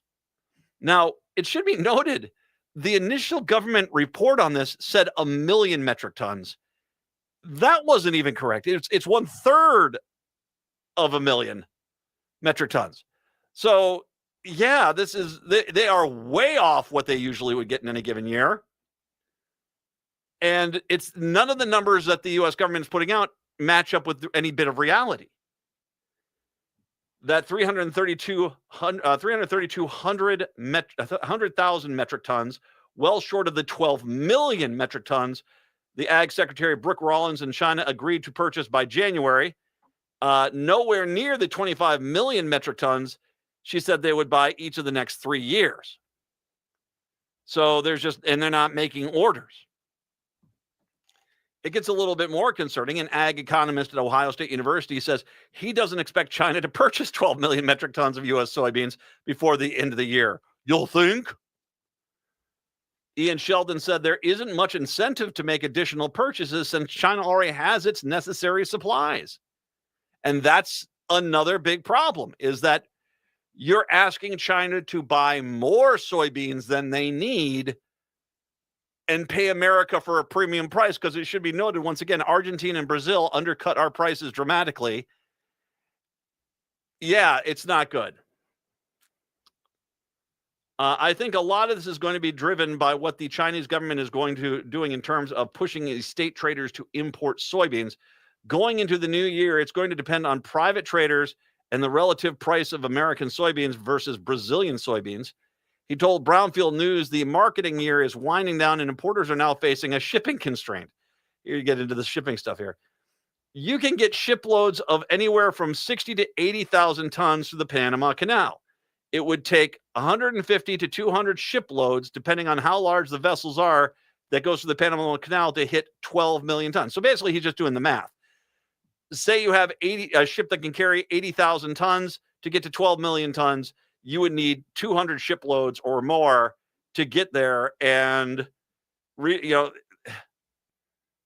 recently released data from the USDA shows that 2 new export sales for the months in South Korea. As of Tuesday, China had purchased less than a million, only 332,000 tons. This has got the original million tons, but it's actually been revised down to 332,000. So they can't get the soybeans over there. So even if China ordered 12 million tons of soybeans, there's no way to deliver 12 million tons of soybeans before the end of the year. And they're not making orders because they don't need to. As people are going to be screaming about NVIDIA and talking about how it's the greatest economy of all time, my guess is that Finstad and Emmer and Fischbach and Stauber are not exactly going around their farming communities right now and talking about how great things are going. And as a matter of fact, my guess is going to be is that this is going to be a very hard Christmas for a lot of farmers and a lot of people in the ag sector. Now, does this mean that China won't ever come back? No, I don't think it will. That means that at all. It does mean that probably they might buy some bargain basement price soybeans into January and February. But if you look at the calendar, by that time we get towards February, March, that's the Brazilians and the Argentinians are harvesting their soybeans, and they've already got contracts with the Chinese that expanded out and took part of our soybean base. We're not going to get that market back. I mean, Donald Trump did this once before, and it took Joe Biden to save you guys. And Joe Biden did save you guys, and immediately you screamed, "Let's go, Brandon!" And now you got Donald Trump doing it again. And the best you can hope for is in 3 years, another benevolent Democrat's going to go out and feel sorry for you guys and say, okay, we'll try to fix this for you. But by then, it's going to be too little too late. We have to, what the damage that Trump has done to the ag markets is inexcusable. And I am very concerned. Like I said, when I bring up concerns about the economy, it's not just one sector. It's the bond market, the currency market, the housing market, most of the stocks, the employment market, the inflation rate, the consumer price index, when you look at the amount of savings, the amount of defaults on credit cards, the lack of savings the majority of Americans have. We've got a real big freaking problem in this country, a really big freaking problem. But having the ag sector as a whole wiped out, and when Trump comes running on out with his checks to help out the farmers, the welfare checks to help the farmers, many of whom voted against giving other people welfare checks, the vast majority of those checks are going to be 6 to 7 figure checks to wealthy farmers who are part of the corporate farming structure. They're not going to go to the small town farmer whose margins are at $30,000 per year. They'll get a pittance. But all the wealthy, especially the wealthy Republican farmers, the Republican politicians who are farmers, they're going to get 6, 7 figures. They'll have 9 people living in that house, which 9 people don't really live in that house, and every one of them will get $1 million check because they'll be fine because they paid for Trump to give them money if they couldn't sell their product. And heck, Trump will give them money even if they do sell them product because they're the farmers that he cares about. But the vast majority of the farmers in America, he doesn't care about you guys at all. And I get it. It's a hard lesson to learn. But until you guys show me something at the midterm elections and you say enough's enough and you start voting these Republicans who have done this to you out of office, then I don't know what else we can do for you outside of go back to shows I started doing last year at the beginning of the year in 2024 because I kept screaming, he's going to destroy the ag sector. And you guys all said, no, he's not. And he said, I'm going to destroy the ag sector. And he said, he's just joking. And I said, no, guys, really, he's going to destroy the ag sector. And you said, own that lib. It took him less than a year. And he's basically got most of the farms in this country on their knees. Good luck with all that. 952-946-6205, 952-946-6205. Take a break. Come on back. It's the Matt McNeil Show. Hey, this is John Parker at Rainbow Road in Minneapolis. The holidays are coming up, and you can buy a limited selection of official Tom of Finland swimwear, tanks, and underwear for that special someone or for yourself. But don't wait on this. When they're gone, they're gone. And while you're there, update your gym look from a wide selection of tanks, t-shirts, and shorts. Rainbow Road is open 7 days a week on Grant Street by Loring Park and all the time at rainbowrd.com. Remember to get it at the road. The Thanksgiving Buffet is back at the Park Tavern. Thanksgiving Thursday, November 27th from 11 to 3, the Park Tavern has its Thanksgiving Day Buffet. Enjoy the all-you-can-eat buffet with all your Thanksgiving favorites for $25.95 per person, $18.95 for 65 and over, and kids 6 to 12, and kids 5 and under are free, and that includes an hour of free bowling. Seatings begin at 11 a.m. and the last seatings are at 2 p.m. and you need reservations. Call 952-929-6810 on Louisiana Avenue, north of Highway 7 in St. Louis Park. Giving thanks this Thanksgiving is simple with help from the Park Tavern. Celebrate the Thanksgiving season at Ferndale Market's annual Turkey Fest, happening at their on-farm store in Cannon Falls from November 21st through the 26th. It's a beautiful drive from the Twin Cities. Reserve your fresh, never frozen Thanksgiving turkey for pickup at Turkey Fest. While you're there, enjoy delicious food samples and grab lunch from a food truck. Enjoy their family-run farm. Again, that's Turkey Fest, November 21st through the 26th at Ferndale Market in Cannon Falls. If you can't make it to Cannon Falls, don't worry. Use Ferndale Market's online locator to find out where you can get your 100% natural and delicious Ferndale turkey. Ferndale Market is a third-generation family farm that raises free-range, antibiotic-free turkeys. Their fresh Thanksgiving turkeys cook faster than frozen ones, giving you more time to enjoy the holiday with loved ones. Visit ferndalemarket.com for more details and to reserve your fresh turkey today. Make this Thanksgiving unforgettable with a farm fresh turkey from Ferndale Market.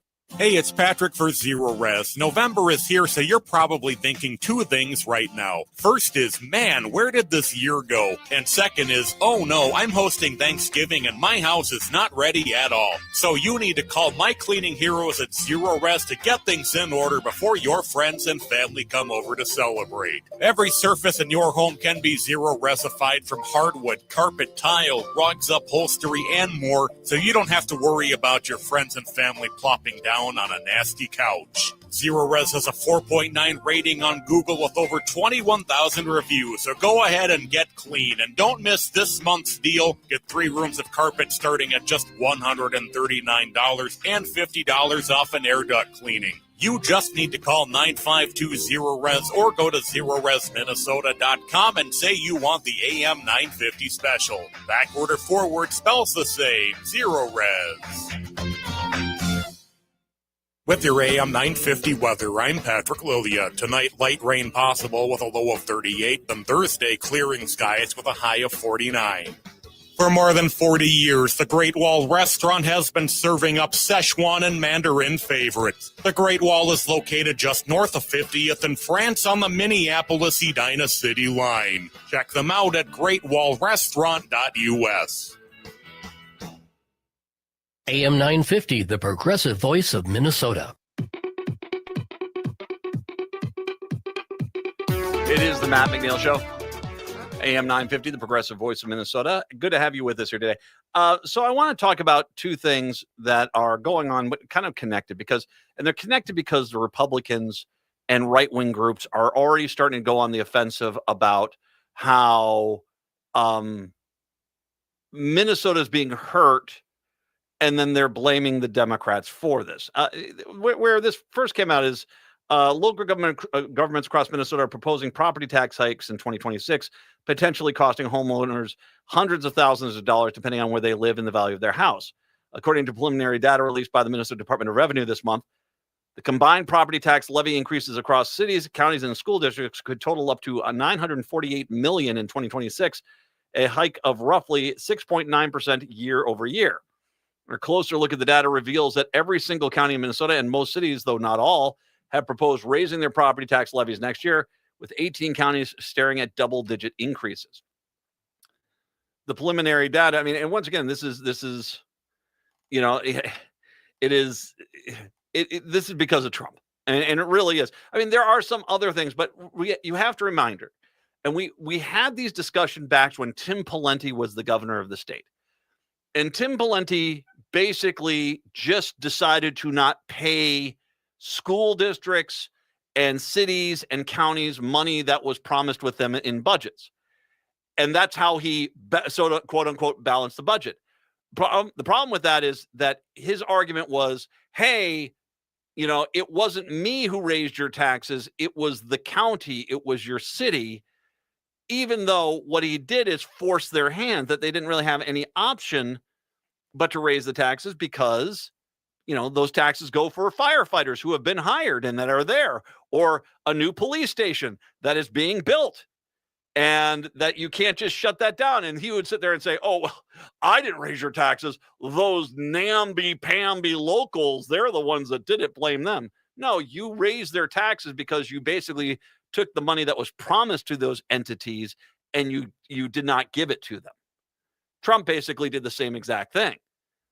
At the beginning of this year, most of these agencies, most of these groups were going to be funded because of the federal government. But Trump wanted to give all that money to millionaires and billionaires. And so he's left these major shortfalls. And the Republicans are still on the mindset of, well, if you feel if it's important enough to not have starving people in the streets, fine. Well, that's your decision to raise your taxes to feed the hungry. That sort of thing.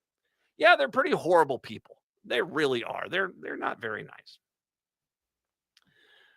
nice. The answer for why this is happening is complicated. A lot depends on locations, but the taxes are increasing for two reasons in the country. First, like every other American, municipalities are also dealing with rising costs, meaning it's more expensive for them to pay for construction projects or build government services. Once again, yeah, that's just the things are going up. You start putting tariffs on things that cost more. Once again, Donald Trump.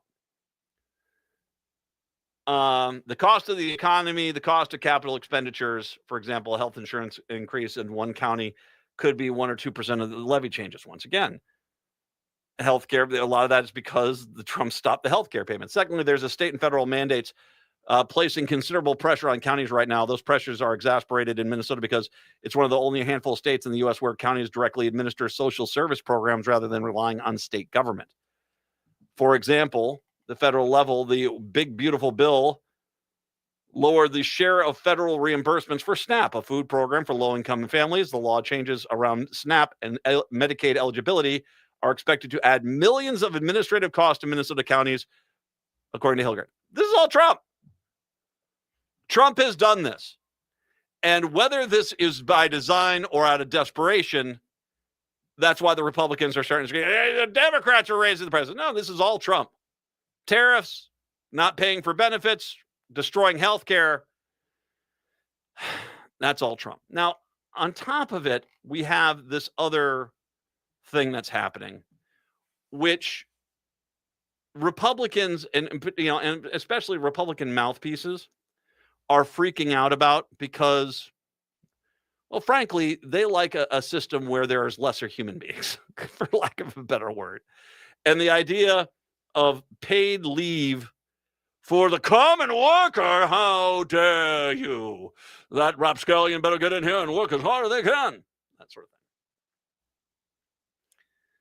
And so there has been this new push that basically paid family leave is okay and all, but it's just too pricey for Minnesota. Now, we are not the only state that has done this. As a matter of fact, Washington did it. I mean, I'm going to go off the Minnesota Reformer story here.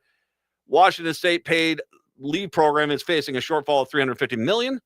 Among the program's flaws in Washington, they plan for the future by looking backwards, using a past as a baseline for calculating future needs, thereby ignoring potential demographic shifts and economic forecasts. Yet Washington State lawmakers are once again determined to fill the account. Why? Because it's wildly popular. See, one of the reasons why Republicans are in trouble right now is, and why not a single Republican, why Finstad or Stauber or Fischbach or Elmer, the large tub of Elmer's glue, that's the majority whip. The reason why they don't want to talk about the one big beautiful bill right now is because it did something in politics you're just generally not supposed to do. And that is attack popular programs. And granted, let's be honest, the Republicans did a pretty good job at convincing people that when they said we're going to go after Medicaid and Medicare, that wasn't their Medicaid, Medicare. That wasn't their SNAP benefits. They were white people, for goodness sakes. They're not about to take these things away from me. They're just talking about taking them away from the minority people in the inner city who are stealing my taxpayer dollars. Republicans basically duped you all, got you believing that a reality that was out there was not real. And now all of a sudden you're realizing, wait a second, these are my popular programs. And it should be noted, a very comparable example of this was what happened in England, and where the austerity programs over there, they got rid of the programs that were really popular that people needed. And the Tories all got voted out in force. And Republicans are looking at this same situation, and they did because it was more important for them to go after their great white whale than it was to actually govern. And so this is why they're kind of in trouble with the One Big Beautiful Bill, is because that was them taking away a lot of very popular programs, which people now realize wasn't there was not going to be an exception for them as a white Republican, and that program wasn't nearly as broken and corrupted as the Republicans were meant to believe. And, we're starving people now. Oh, that's not good. Tell you what, I'll come back to this in a second. Let's get Julie in Minneapolis. Julie wanted to chime in today. Welcome on in, Julie. Hi, a couple of quick points. I just want to remind the listeners that when Pawlenty was last governor, it was about the last year he was in power, he left Minnesota $6 billion with a B dollars in debt. Yep. And that did not include some kind of shifts with the education department. Yep. And then it was several years later, remember the Republicans got kicked out of their rental space in St. Paul because they couldn't pay their rent. I personally am not thrilled about the Republicans gaining a lot of power again, because personally I wouldn't trust them with my meager savings account. Well, Julie, you've seen what they've done to the soybean markets. Thank you, Julie. I appreciate the phone call. It's very nice of you to call in today. Yeah, we kind of saw that's the thing. The question I have is that I understand Republican voters out in rural America have been basically brainwashed into voting Republican. Will you still vote Republican when your house is foreclosed on, your kids are dying of preventable diseases, you can't afford food, and there's no jobs for you anywhere? Will you? Will you sit there and say, this is all Joe Biden? When it wasn't. And down deep inside it wasn't. Yeah. It's yeah. There you go. Going back to the paid family leave, one of the things which the Republicans are terrified of is this going into effect because they know it will be popular.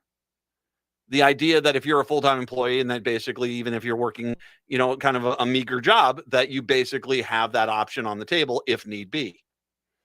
They don't want that to be enforced. And so there's a full court press right now about how Democrats are destroying Minnesota. Make sure you repeal the Family Leave Act.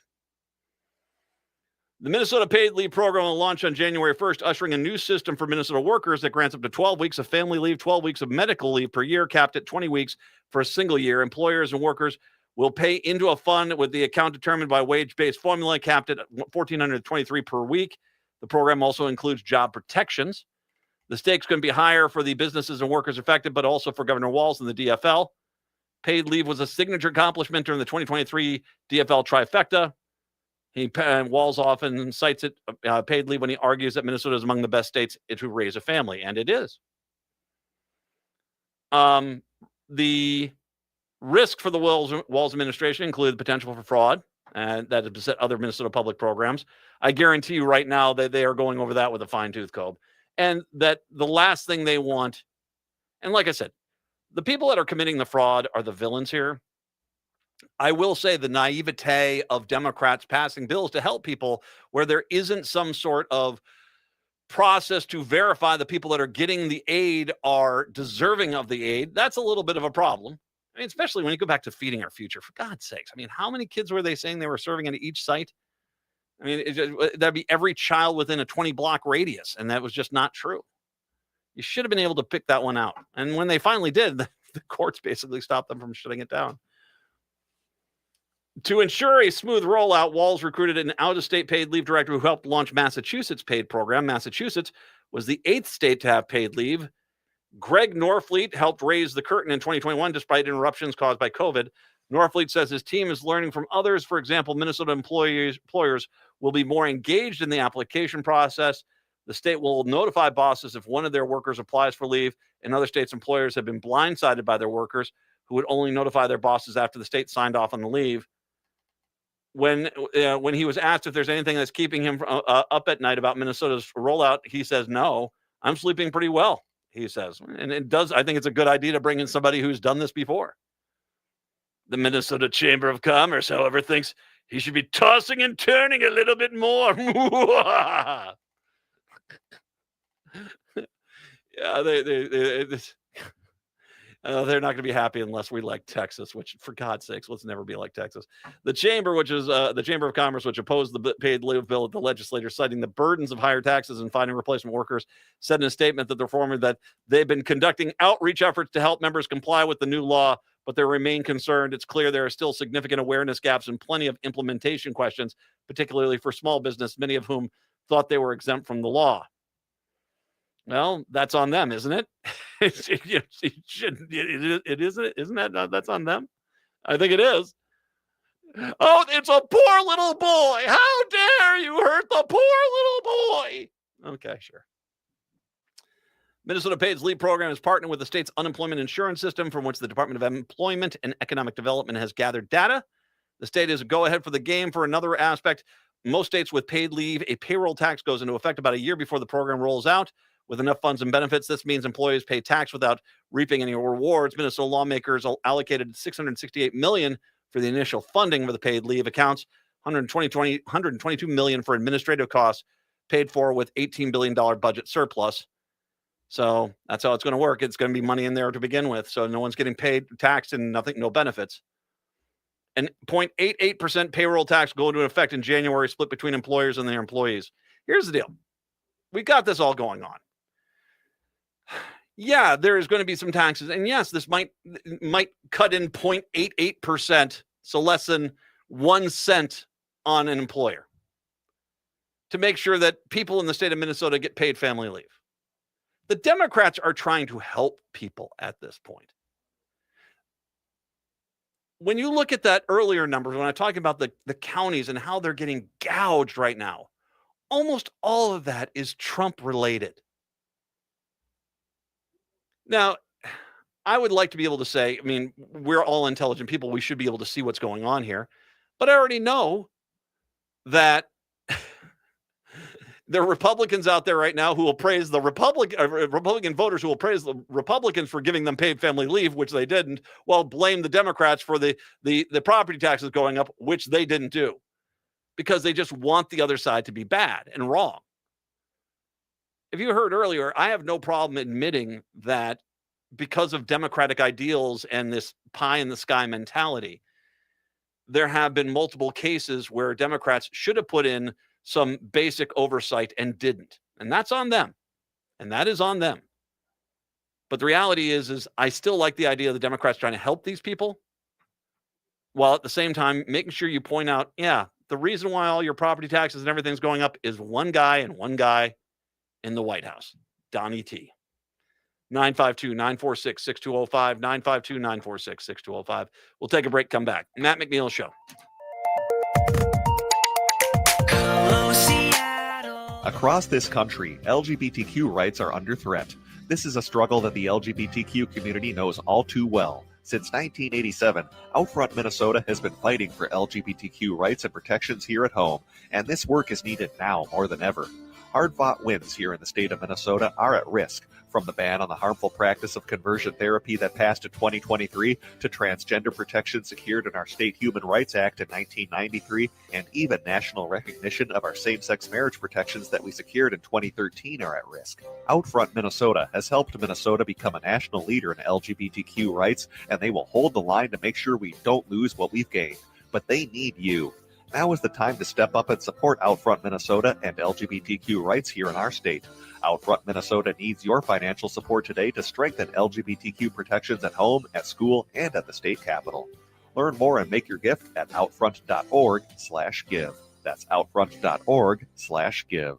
This December, Fortune's Pool Theater celebrates 20 years of creating theater in Minnesota with a free festival of Pirate Mayhem, featuring two irreverent R-rated musicals and repertory, Yar, the Lusty Busty Pirate Musical, and the world premiere, Have Yourself a Lusty Busty Xmas. 3 powerhouse women playing 20 roles, a live orchestra, hilarious songs, and sword fights. Join the Comic Madness December 5th to the 21st at the Hive Collaborative in St. Paul. Tickets are free as a gift to you. Reserve at fortunespooltheater.org.